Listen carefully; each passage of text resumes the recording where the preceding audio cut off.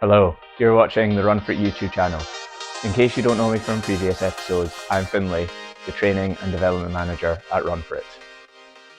This review is on one of the most exciting shoes out right now, the On Cloudsurfer. Now this is technically the Cloudsurfer 7, but because it's so different from the previous Cloudsurfer 6, it's just been renamed as Cloudsurfer. On sent me a pair of these shoes to try and test out, so I've been giving them a really good go so I can give you a really good, accurate description of how these shoes feel to run in and if they'll suit you.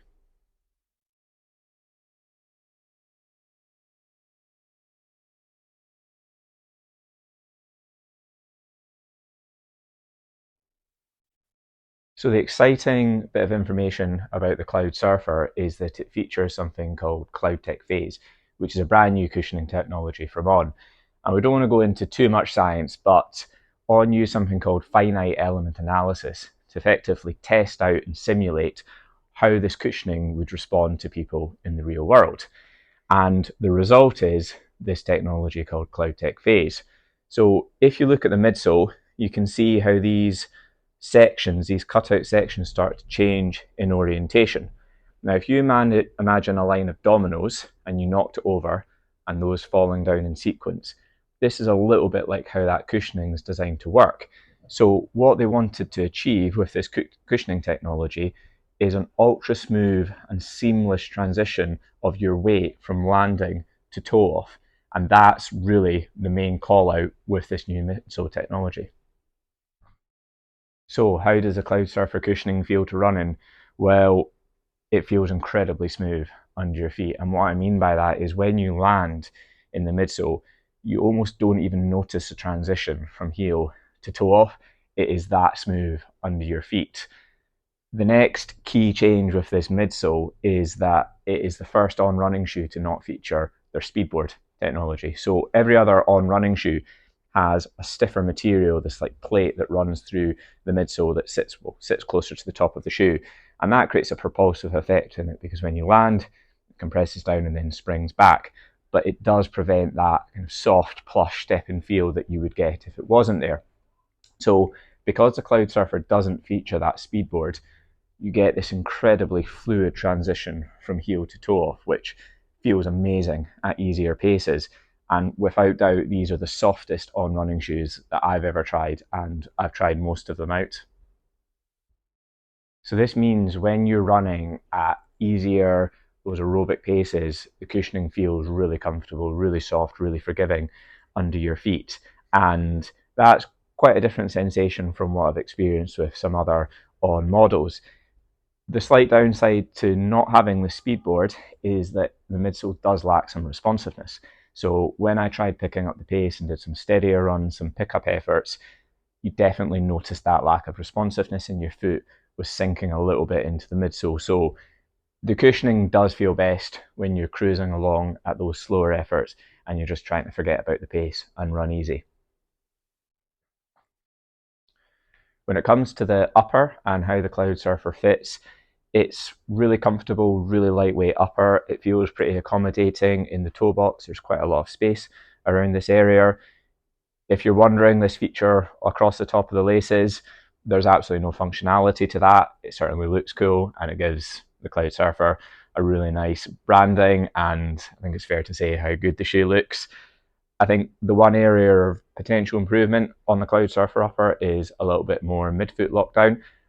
I do think if you like a really locked in secure fit around that area, this isn't necessarily going to give you that. When I was running, I didn't notice it causing me any problems, didn't feel like my foot was slipping out the shoe. It's just we're obviously always looking for ways on how a running shoe can be made even better, and that's really just the one tweak I would make to this, is just make that a little bit more secure in the top of the shoe. What are the On Cloudsurfer running shoes best suited to then? Well, hopefully it's clear from what we've said about the midsole and the cushioning that these are best suited to your easy miles, your aerobic zone 2 work, your recovery days, and that's really because the midsole's ultra soft, ultra cushioned under your feet, and they don't really have that responsiveness for the faster pace running.